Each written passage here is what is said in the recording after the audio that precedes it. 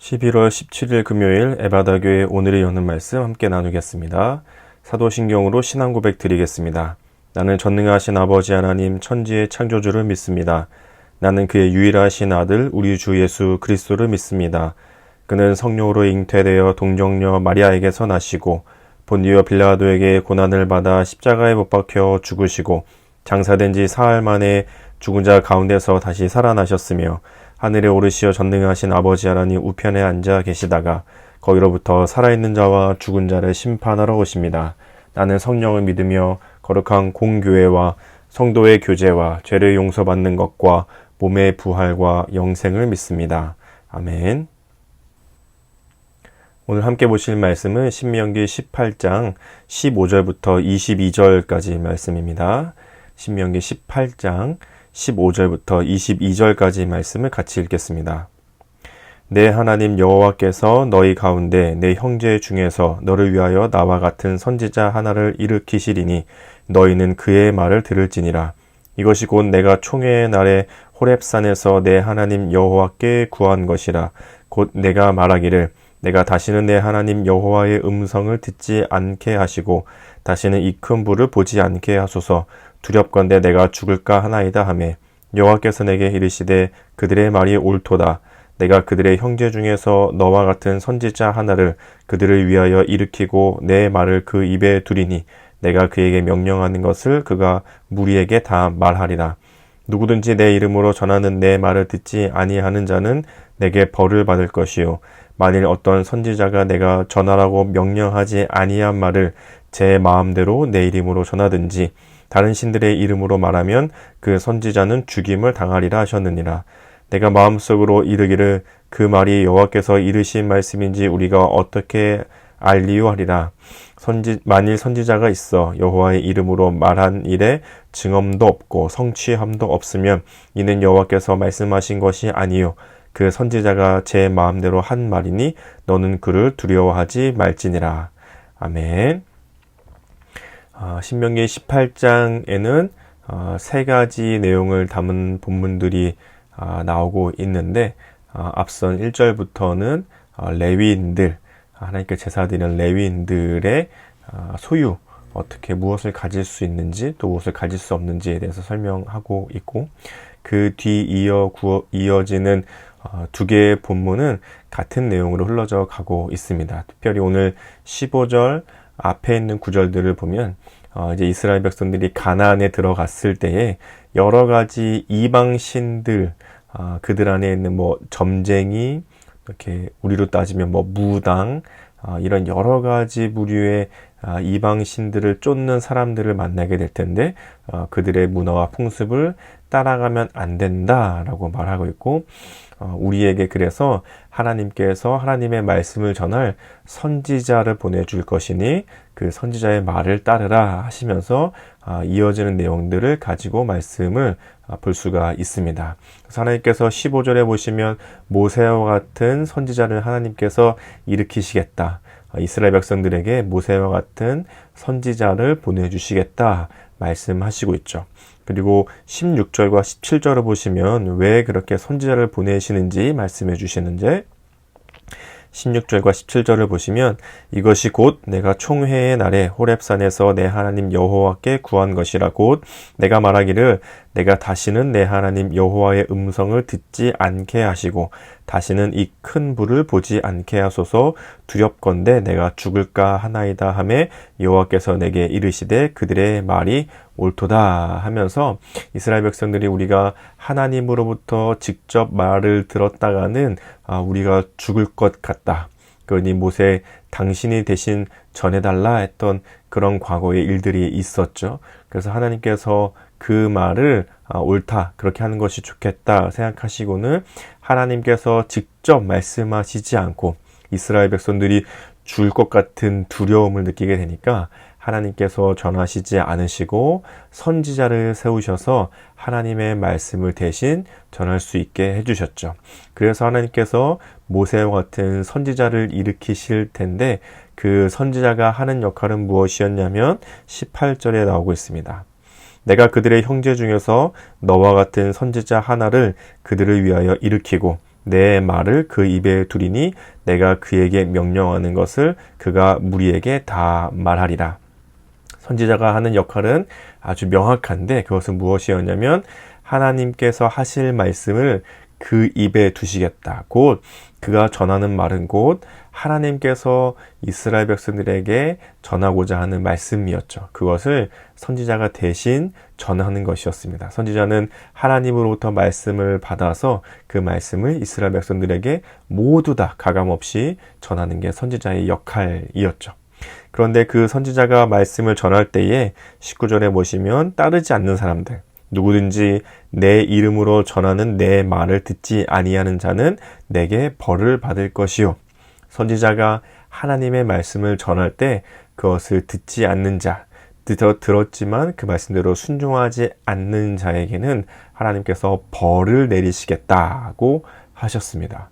그리고 20절에 보시면 만일 어떤 선지자가 내가 전하라고 명령하지 아니한 말을 제 마음대로 내 이름으로 전하든지 다른 신들의 이름으로 말하면 그 선지자는 죽임을 당하리라 하셨느니라. 선지자도 마찬가지로 하나님께서 전하라고 했던 그 말씀을 전하지 않거나 혹은 이상하게 전하거나 혹은 다른 신들의 이름을 들어서 전한다면 그 선지자도 역시 죽임을 당해야 될 것이다 라고 하나님께서 말씀해 주셨죠.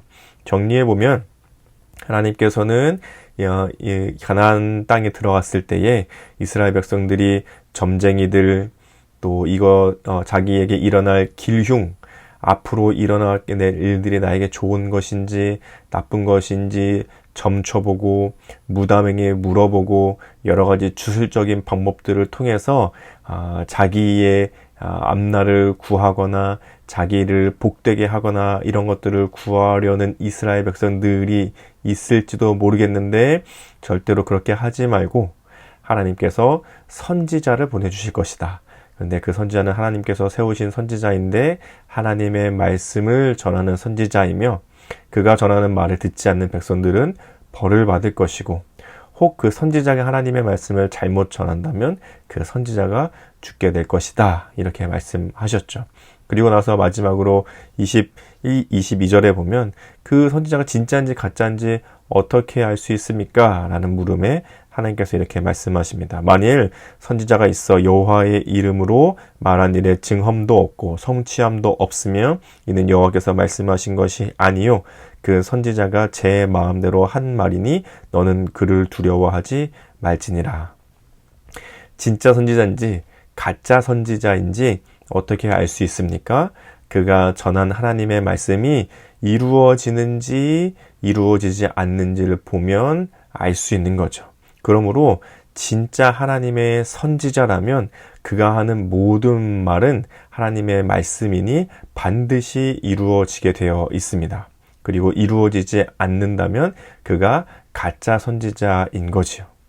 이것이 오늘 하나님께서 이스라엘 백성들 가운데 일으키실 선지자에 대한 말씀이었습니다.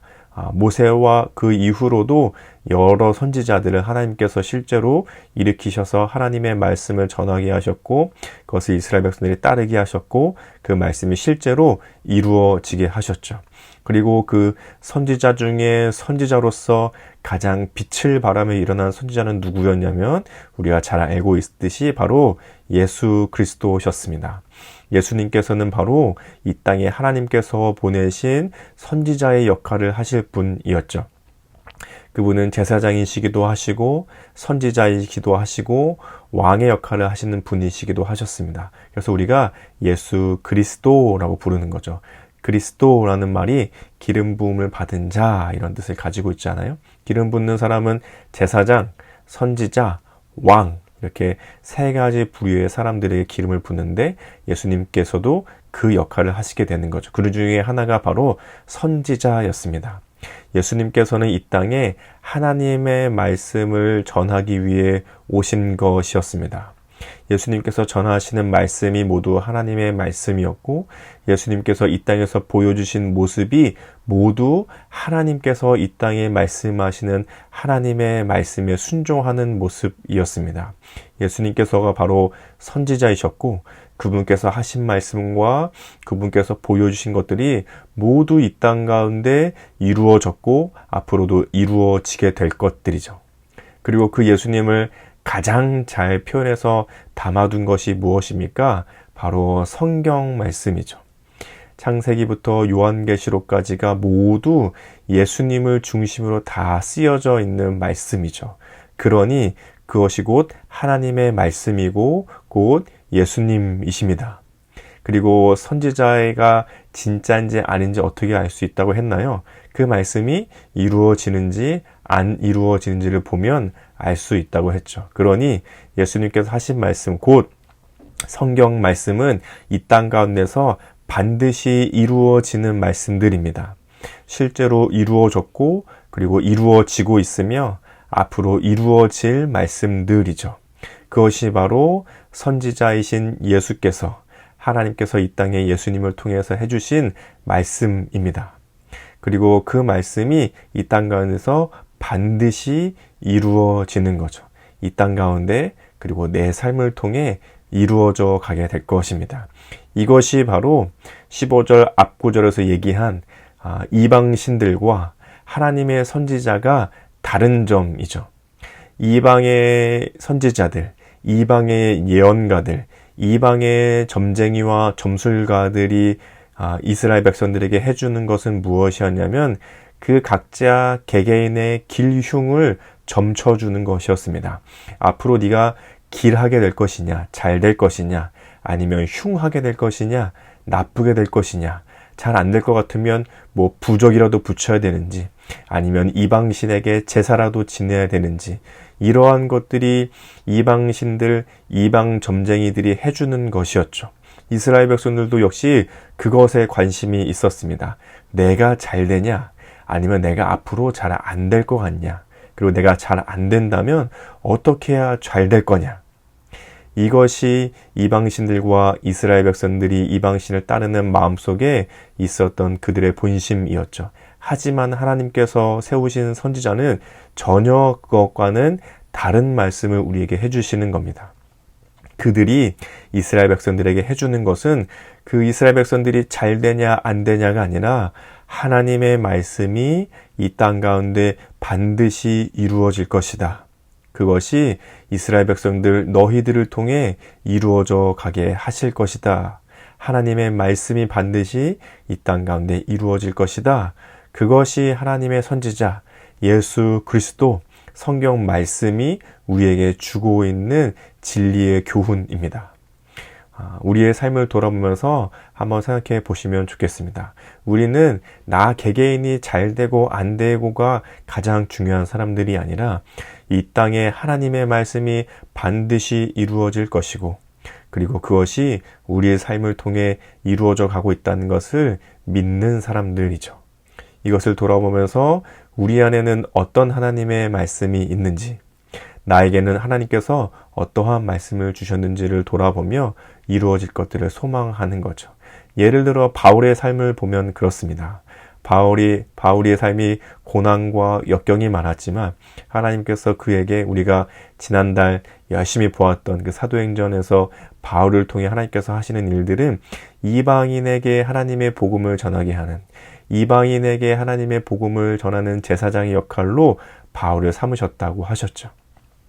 물론 때로는 정말 죽을 것 같은 고비가 있었고 그것이 안 되는 것 같은 고난과 역경의 순간들이 있었지만 결국에는 하나님께서 바울에게 주신 하나님의 약속의 말씀을 이루어 가고 계시는 것들을 사도행전 1장부터 28장을 우리가 말씀을 통해서 보게 되었습니다. 그리고 그 하나님의 약속의 말씀은 오늘날 우리에게도 마찬가지로 이루어져 가고 계시는 것이죠. 여러분에게는 어떤 하나님의 말씀이 있으십니까? 하나님께서 나에게 이러한 일을 이루시기로 약속하셨어 라고 마음의 확신으로 가지고 있는 그 말씀 말입니다. 하나님께서는 주신 그 말씀의 약속대로 오늘 하루도 이루어 가실 것입니다. 그리고 우리의 평생에 있어서 하나님의 그 약속의 말씀들을 이루어 가실 것이죠. 그것이 하나님께서 하나님의 선지자 예수 그리스도 성경 말씀을 통해서 우리에게 약속해 주신 것입니다. 오늘 말씀을 생각하시면서 함께 이렇게 기도하시면 좋겠습니다. 나에게 주시는 하나님의 말씀을 마음에 품고 내 삶과 이 땅에 이루어 가시는 하나님의 손길을 보는 믿음이 되게 하소서. 오늘 이 말씀을 생각하시면서 이런 기도의 제목으로 기도하며 하나님께서 주시는 은혜가 있으시기를 예수님의 이름으로 축복합니다. 그리고 우리 가정과 교회와 나라를 위해서는 우리 가정을 통해 이웃과 사회 안에서 이루어 가고자 하시는 하나님의 뜻을 알고 순종하는 가정 되게 하소서. 교회를 위해서는 약속의 하나님의 말씀을 성도 개개인의 마음에 품고 붙들며 살아가도록 돕는 교회 되게 하소서. 우리 나라를 위해서는 권력과 능력 있는 사람들의 바램이 아닌 온 세상을 향한 하나님의 뜻이 이루어져 가고 있음을 모든 이가 바라보며 마지막 날을 소망하는 세상이 되도록 이렇게 함께 기도해 주시면 좋겠습니다. 그리고 오늘 우리 공동체 기도 제목으로는 우리 류현철 목사님의 기도 제목인데요.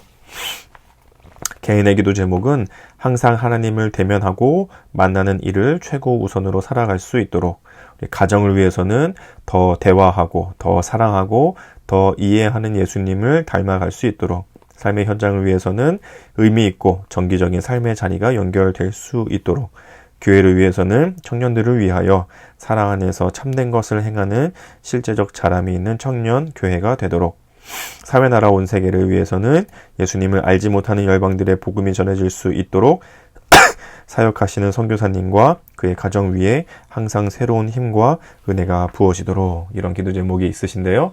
우리 유현철 목사님을 생각하시면서 같이 기도해 주시고, 또 특별히 그 가정과 또 사모님, 또 두 자녀가 있는데 또 같이 축복하는 마음으로 기도해 주시고, 또 교회에서 정말 청년들의 사랑하는 마음으로 애써 수고하면서 사역하고 계시는데 우리 청년팀과 유현철 목사님 위해서 같이 기도해 주시면 좋겠습니다.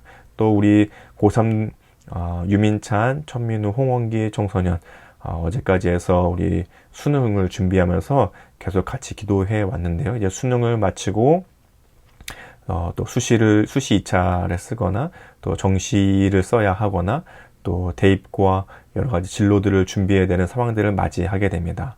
오늘까지도 우리 고3 청소년들을 위해서 한 번 더 기도하면 좋겠습니다. 수능을 통해서 여러 가지 것들이 많이 마무리되었겠지만 다시 매듭을 잘 짓고 또 앞으로 남아있는 또 여러 가지 삶의 진로들을 하나님께 맡겨드리면서 하나님을 인도하심을 따라갈 수 있는, 믿음으로 자라갈 수 있는 고3 청소년들이 될 수 있게 오늘까지 우리 한 번 더 같이 우리 고3들을 위해서 기도해 주시면 좋겠습니다. 또 우리 성도님들 서로의 기도 제목 알고 계신 것들이 있다면 기도해 주시고, 개인의 기도 제목으로 기도하신 후에 주기도문으로 이 시간을 마치도록 하겠습니다. 함께 기도하겠습니다.